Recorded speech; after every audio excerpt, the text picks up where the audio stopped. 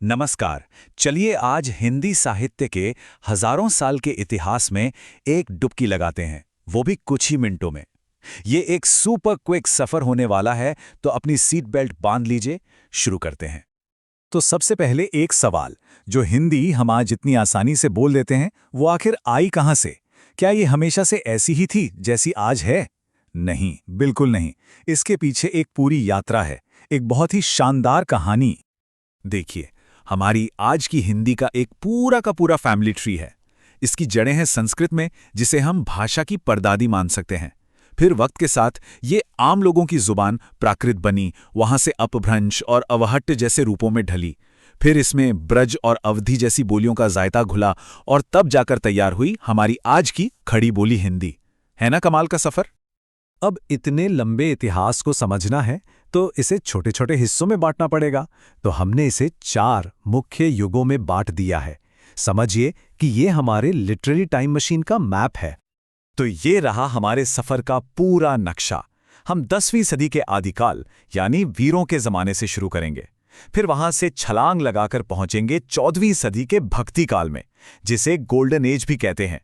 इसके बाद 17वीं सदी के रीतिकाल से गुजरते हुए हम आएंगे 19वीं सदी से शुरू हुए आधुनिक काल में, जो आज तक चल रहा है।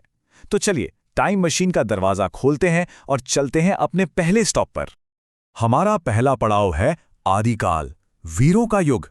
जरा सोचिए, ये वो दौर था जब कविताएं कलम से नहीं, शायद तलवार की नोक से लिखी जाती थीं। हर तरफ युद्ध के नगाड़ों की गूंज थी। तो इस दौर का वाइब कैसा था? पूरा फोकस था राजपूत राजाओं की वीरता पर, उनकी बहादुरी पर। जो दरबारी कवि होते थे वो अपने राजाओं के युद्धों का, उनके वंश के गौरव का ऐसा बखान करते थे कि सुनने वाले के रोंगटे खड़े हो जाएं। ये हिस्ट्री और पोइट्री का एक जबरदस्त मिक्सचर था। और भाषा, वो थी पुरानी हिंदी यानी अपभ्रंश और शुरुआती ब्रज भाषा। आदिकाल के कुछ ग्रेटेस्ट हिट्स की बात करें तो सबसे ऊपर नाम आता है चंद्रबरदाई के पृथ्वीराज रासो का। इसे हिंदी का पहला महाकाव्य भी कहते हैं। और सच कहूं, ये सिर्फ किताब नहीं, ये उस दौर की एक एक्शन पैक्ड ब्लॉकबस्टर फिल्म है। इसके अलावा हम मीर रासो और आलाखंड जैसी रचनाएं भी इसी दौर की हैं, जो वीरता की कहानियों से लबालब भरी हैं। चलिए अब टाइम मशीन को थोड़ा आगे बढ़ाते हैं और तलवारों की दुनिया से निकलकर भक्ति की दुनिया में पहुंचते हैं। ये है भक्ति काल, जिसे हिंदी साहित्य का गोल्डन एज यानी स्वर्ण युग कहा जाता है। और इसकी वजह भी बहुत खास है। ये सवाल अक्सर पूछा जाता है कि आखिर भक्ति काल को स्वर्ण युग क्यों कहते हैं। वजह यह है कि इस दौर में साहित्य ने पहली बार आम आदमी को आवाज दी। इसने भगवान को मंदिरों से निकालकर लोगों के दिलों तक पहुंचाया और हमें कबीर, सूरदास, तुलसीदास और मीरा जैसे महान कवि दिए। ये एक तरह की साहित्यिक क्रांति थी। भक्ति काल को जो सेंट्रल आइडिया था वो था भक्ति यानी ईश्वर से प्रेम। लेकिन मजे की बात यह है कि भक्ति करने के भी 2 रास्ते थे। ईश्वर को देखने के 2 अलग अलग नजरिए थे। और भक्ति के इन 2 रास्तों को समझना बहुत जरूरी है। एक थी निर्गुण भक्ति, मतलब ये वो लोग थे जो मानते थे कि ईश्वर का कोई रूप रंग नहीं है, वो निराकार है, हर जगह है। कबीर इसके सबसे बड़े कवि थे।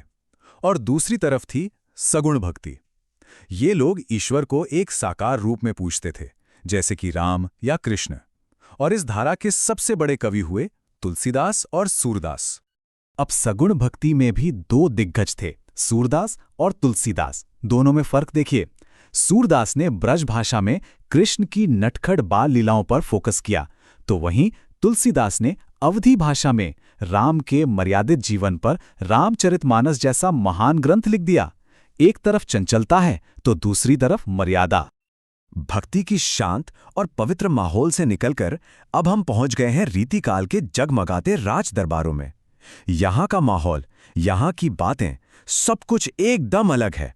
यहां भक्ति नहीं बल्कि सुंदरता, श्रृंगार और कला की बातें हो रही हैं। तो रीतिकाल का स्टाइल कैसा था? इसका मेन थीम था श्रृंगार रस, मतलब प्रेम और सौंदर्य। कविता का फोकस होता था नायिका के सौंदर्य पर, उसकी अदाओं पर। भाषा बहुत सजी सवरी, अलंकृत होती थी, जैसे किसी दुल्हन को सजाया गया हो। ये कविता आम लोगों के लिए नहीं थी, ये राजाओं और रईसों को खुश करने के लिए लिखी जा रही थी। वैसे इस दौर के कवियों के भी 3 मुख्य अंदाज थे।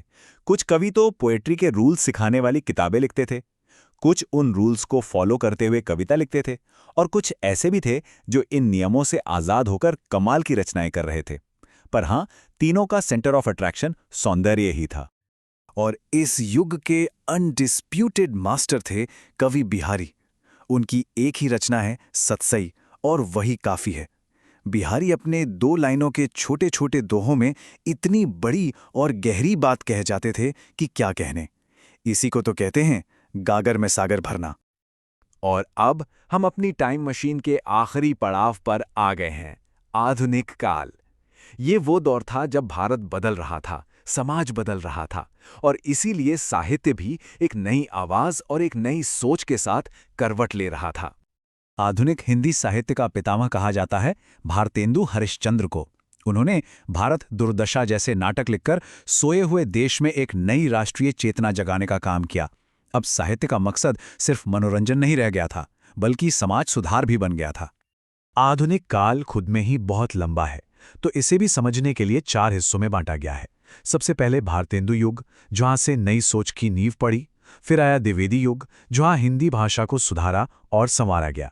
इसके बाद आया कविता का रोमांटिक दौर, छायावाद, और फिर छायावादोत्तर युग, जिसमें आज तक का सारा लिटरेचर शामिल है। आधुनिक काल में अगर किसी एक दौर को कविता का गोल्डन एज कहा जा सकता है, तो वो है छायावाद। ये दौर भावनाओं, प्रकृति के सौंदर्य और दर्शन का एक बेहद खूबसूरत संगम था। और हाँ, ये सवाल तो एग्जाम में आता ही आता है, छायावाद के 4 स्तंभ कौन थे? जयशंकर प्रसाद, सुमित्रानंदन पंत, सूर्यकांत त्रिपाठी निराला और महादेवी वर्मा। इन चारों ने मिलकर हिंदी कविता को एक ऐसी ऊंचाई दी जो आज भी एक मिसाल है। तो हमारा ये तेज रफ्तार सफर फिलहाल यहीं खत्म होता है। हमने देखा कि कैसे आदिकाल की युद्ध की हुंकार से लेकर भक्ति काल के मीठे भजनों तक, रीतिकाल की दरबारी शायरी से लेकर आधुनिक काल की राष्ट्रीय आवाज तक, हिंदी साहित्य ने हमेशा भारत के दिल की कहानी ही सुनाई है। पर हिंदी की ये कहानी अभी खत्म नहीं हुई है। ये तो आज भी लिखी जा रही है। हर दिन नए लेखक, नए कवि इसमें नए पन्ने जोड़ रहे हैं। तो सवाल यह है कि ये कहानी आगे क्या मोड़ लेगी? भविष्य का साहित्य हमें कौन सी कहानी सुनाएगा? इस पर जरूर सोचें।